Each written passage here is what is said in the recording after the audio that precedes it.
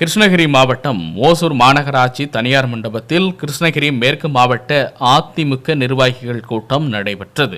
இதில் அடுத்த ஆண்டு நடைபெறவுள்ள சட்டமன்ற தேர்தல் குறித்து ஆலோசனைகளை வழங்கிய பின்னர் செய்தியாளர்களுக்கு பேட்டியளித்த அதிமுக துணை பொதுச் செயலாளர் முன்னாள் அமைச்சர் KP முனுசாமி இவ்வாறு தெரிவித்தார். நடைபெற இருக்கின்ற 2026 சட்டமன்ற பொதுத் தேர்தலை எவ்வாறு சந்திக்க வேண்டும் என்பதை எங்களுடைய போட்டுதலுக்குரிய கழக பொதுச் செயலாளர் கொடுத்த ஆலோசனைகளையும் அறிவுரைகளையும் கிருஷ்ணகிரி மேற்கு மாவட்டத்தில் மாவட்ட கழக செயலாளர் அன்புக்குரிய சகோதரர் பாலகிருஷ்ண ரெட்டி தலைமையிலே ஆலோசனை கூட்டம் நடைபெற்றது.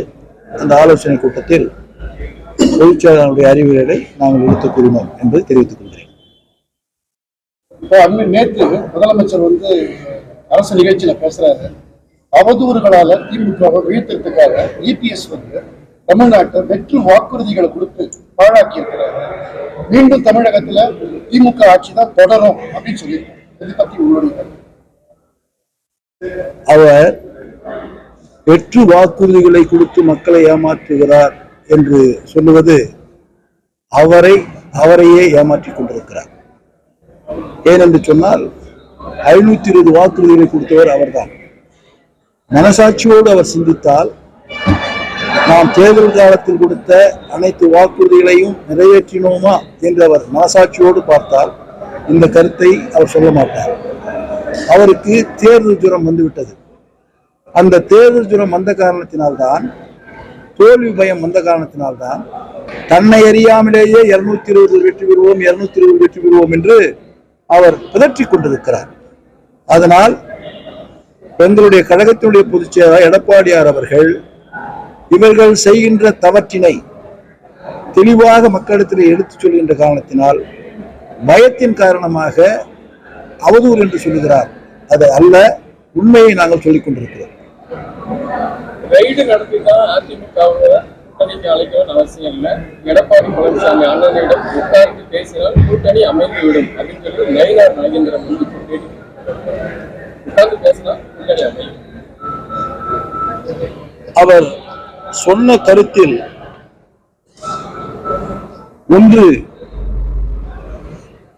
ஒரு நல்ல அரசியல்வாதி சொன்ன கருத்தாக இருக்கிறது, மற்றொன்று மிரட்டுகின்ற பாணியில் இருக்கிறது. அவர் ஏற்கனவே அதிமுகவில் பலனடைந்தவர், பல்வேறு பொறுப்புகளை வைத்தவர், ஏன் அமைச்சராக கூட இருந்தவர். அப்படி இருந்த அவர் அதிமுகவை பற்றி நன்கு தெரிந்தவர். அதிமுக என்ற அந்த மாபெரும் இயக்கம் யாரை கண்டும் பயப்படாது, அஞ்சாது, இது போன்ற மிரட்டலுக்கெல்லாம் பணியாது. கொள்கை ரீதியாக நாங்கள் கூட்டணி கட்சி தலைவரோடு பேசுவோம். ஒரு ஜனநாயக அடிப்படையில் எங்களுடைய கூட்டணி அமையும் என்பதை மட்டும் தெரிவித்துக் கொள்கிறேன்.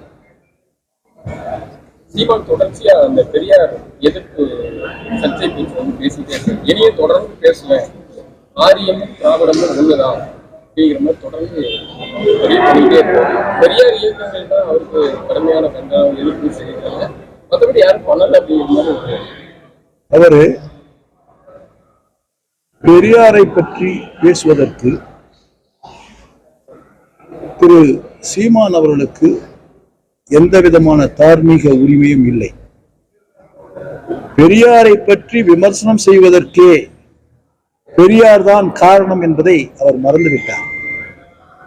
எங்களை போன்ற ஒரு சாதாரண நிலையிலே இருந்தவர்கள், பிற்படுத்தப்பட்ட சமூகத்தைச் சேர்ந்தவர்கள், தாழ்த்தப்பட்ட சமூகத்தைச் சேர்ந்தவர்கள், ஒடுக்கப்பட்ட சமூகத்தைச் சேர்ந்தவர்கள், அவர்களெல்லாம் இன்று அரசியல் ரீதியாக பல்வேறு பொறுப்புகளுக்கு வந்து இப்பொழுது உங்களிடத்தில் பேசுகின்ற வாய்ப்பையும் உருவாக்கி கொடுத்தவர் தந்தை பெரியார்.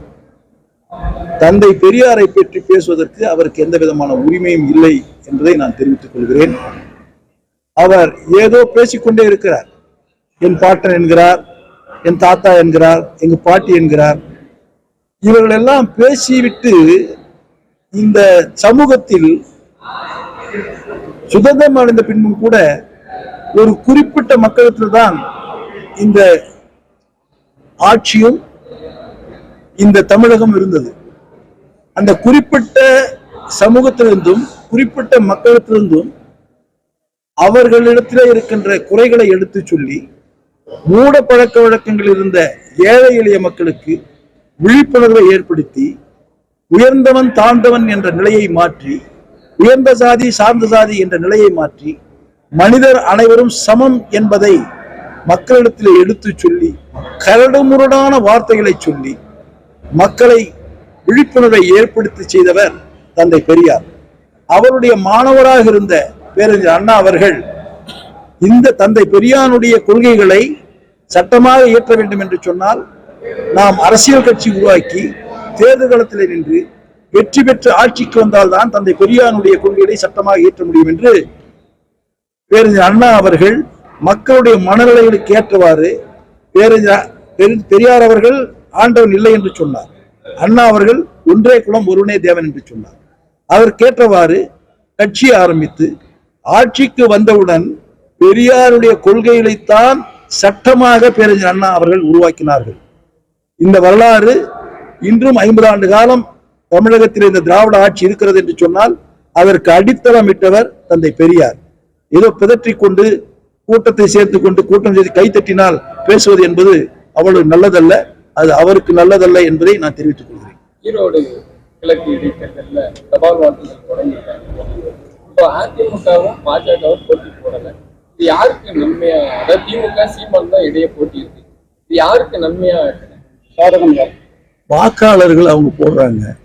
இதெல்லாம் நம்ம போய் விமர்சனம் பண்றது அவ்வளவு சரியா இருக்குமா? இந்த கேள்வியே ஒரு சரியான கேள்வி இல்லை என்பது என்னுடைய கருத்து. நம்ம வந்து வெளியே அது போட்டி போடல, பாஜகவும் போட்டி போடல. நாம போட்டி போடாததுக்கு என்ன காரணம்?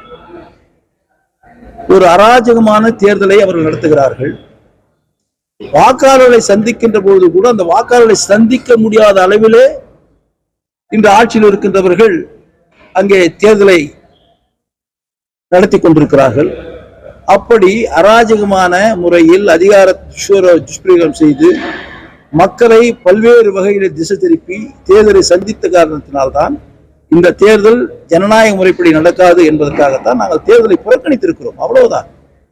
இதுல அவர்கள் யாருக்கு ஓட்டு போடுவார்கள், இவர்கள் யாருக்கு ஓட்டு போடுவார்கள் என்பதெல்லாம் இதெல்லாம் இந்த கேள்வி எல்லாம் ஒரு நியாயத்தின் அடிப்படையான கேள்வியாக இல்லை என்பது என்னுடைய கருத்து.